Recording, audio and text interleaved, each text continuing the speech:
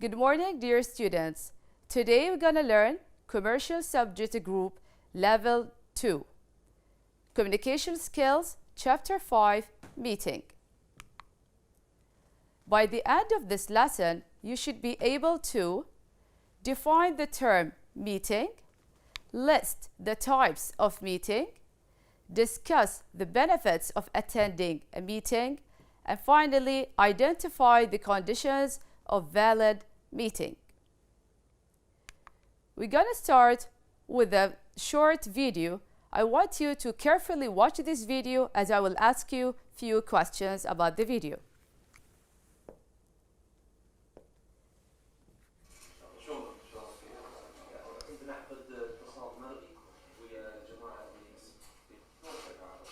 And if you click on that, will be 1 minute. Yes, loud and clear. I'm not mistaken. And team from Populous from the UK, do you hear us well? Yeah, I'm the managing director of Populous. We'll do quick introductions first. I'm not mistaken. We've had an extensive trip to London with the entire team, visited a number of key venues here, international sports city. Falls into look at some different venues around the world.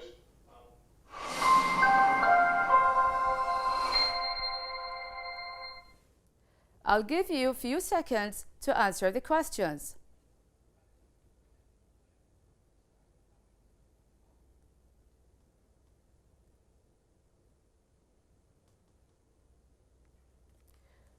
Now we're going to answer the questions. Question 1 says, who was the person? Okay, the person who was started the meeting, which is Sheikh Nasser bin Hamad. Sheikh Nasser. Question 2, how did the member of the meeting knew about the time and place? We have many ways. Either you can say through email, or you can say through notice, or fax, and any other written way that we have talked about in Chapter 2, in written communication. Question 3, what aid have been used? How did they communicate with the person who was overseas? We can say by video. And the last question, is this kind of meeting formal or informal? Of course, it is formal. Okay, we are done with our starter activity. We'll move on to the first objective, which is meeting. We're going to define meeting.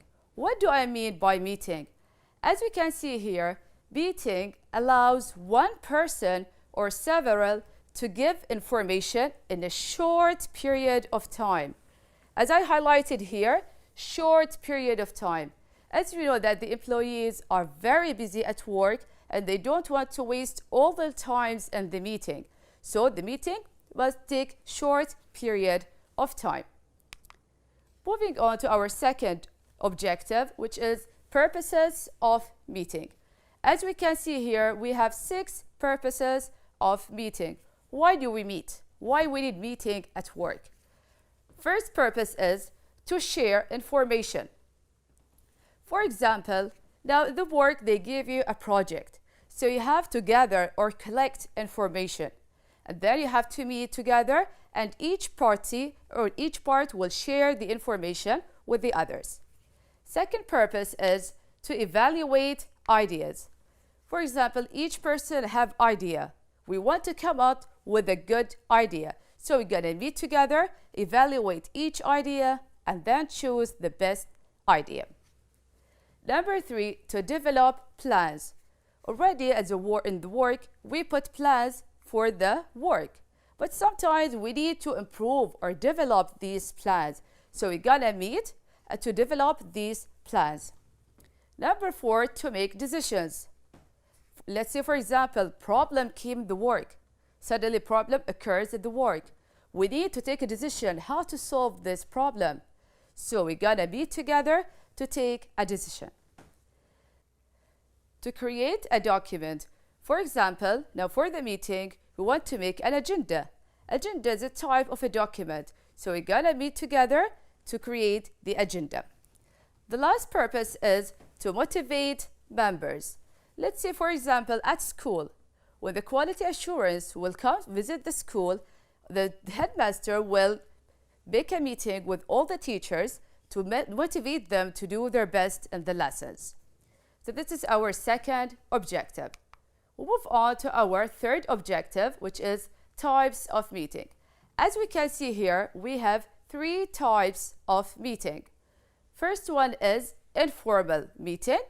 Second one is formal meeting. And the last one is electronic meeting. We're gonna talk about each one of them in details with specific criteria. First, we're gonna start with the informal meeting. Let's see the first criteria, the time conducted. What do I mean by conducted?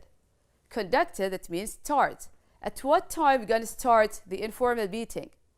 In the informal, any time. No need to make a specific time. No need to tell them that today or at this time we're gonna have a meeting. At any time you can make the informal meeting. The chairman and secretary. Do I need a chairman and secretary? Of course, chairman, you have taken it before in office management, the first semester.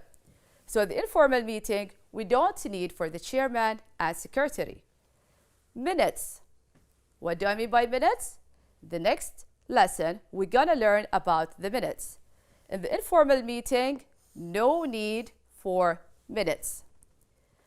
Examples. What are examples of informal meeting?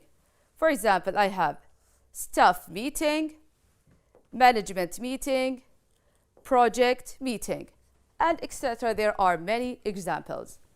Moving on to the second type, which is formal meeting. Formal meeting. I think now all of you are seeing that it's opposite than the informal, which is correct. For the formal meeting, it must start or it must be conducted at specific time. I say 10 o'clock meeting, that means it will start at 10 o'clock. And the chairman and secretary, yes, we need a chairman because he's the one who's going to start the meeting. Minutes, yes, we need minutes. Examples, for example, annual meeting of shareholders, monthly board meeting. These are examples of formal meeting. Last type is electronic meeting. Just like that one that we have seen in the video. It was electronic meeting. Time conducted, it also must be at specific time. Why I had to make it at specific time? Because the person that we're gonna meet with, he's not inside Bahrain, he's outside. So we must give him a specific time. Then move on to the definition. What do I mean by electronic meeting? Electronic meeting means that several groups are sitting together or come together to discuss specific topic, but from outside Bahrain. So it's several groups of people at different locations can participate in a meeting. What do I need to do an electronic meeting? I need audio, video, computer equipment, and electronic writing board. Just write like the board that we are using right now. Examples of it, video and audio conferences. These are the 3 types of meeting. Moving on to our 4th objective, which is benefits of attending a meeting. You as an employee, when you attend a meeting, what benefits you're gonna gain? We have many benefits, but we're gonna focus on 4 benefits. First one, learning more about the colleagues you are with. So when you meet the colleagues or your mates that with you at work, you meet them one time, another time, you're gonna learn more about them. You're gonna know them very well. The second objective, or the second benefit, listening to the thoughts and opinions of others. And also, you're going to listen and communicate with the other people. You're going to share with them their idea. The third benefit, communicating with your colleagues and expressing your own ideas. You're going to communicate with them and express your own ideas. The last benefit, which is feeling as a part of a team. And I think that's the most important benefit, because if you feel that you are part of the team, you're going to do your best. You're going to create many ideas. So these are the benefits of meeting. Validity of the meeting. What do I mean by validity of a meeting? Validity means legal. How I can make the meeting legally. We have 3 rules that we have to do so that the meeting can be valid or legal. The first one, notice is being sent to all participants. I must send them a notice, or like that you have no invitation. Okay? The notice must be sent at least 10 days to 2 weeks before the meeting. Let's say, for example, that our meeting is tomorrow. I don't send the notice today. No, I must send it 10 days or 2 weeks before the meeting. Number 2, availability of chair and quorum. Chairman must be available, and even the quorum. What do I mean by quorum? We're gonna know it later on. Third rule is it must be held according to rules and regulations of the company. As we know, every company has rules and regulations, so we must follow these rules. Now, moving on to the definitions, we have here chair and we have here quorum. We want to know the meaning of each definition or each term. Chairman. Who is the chairman? Chairman is the person who manages and controls the meeting. He starts the meeting, he manages it, he controls the meeting. Quorum. Quorum is the minimum number. Be careful here, it is the minimum number of participants that must be present at the meeting to make it valid. Let's say, for example, our meeting contains 20 participants. 17 of them have attended. Can we start the meeting? Yes, of course we can start. We can start the meeting with these numbers because they are reach the quorum. This is the notice. We're gonna explain it details the next lesson. Just gonna take a look at it right now. This is notice like the memo that we have taken in chapter 2. Okay, here we put the information about the meeting, the place, date, and time. Inshallah, we're gonna talk about it in details, more details, next lesson.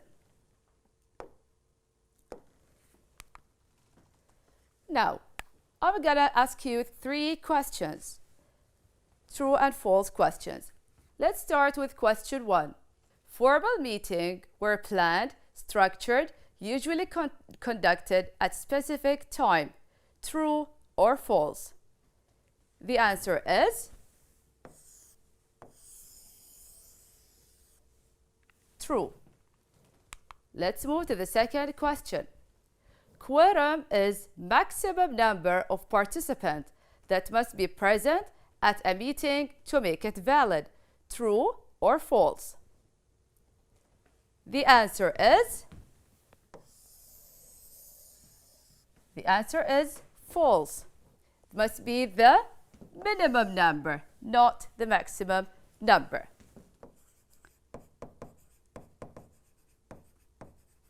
Minimum number. The last question is, participant is a person who is responsible for managing, directing, and controlling the meeting. True or false? The answer is false. It must be the chairman. Must be the chairman.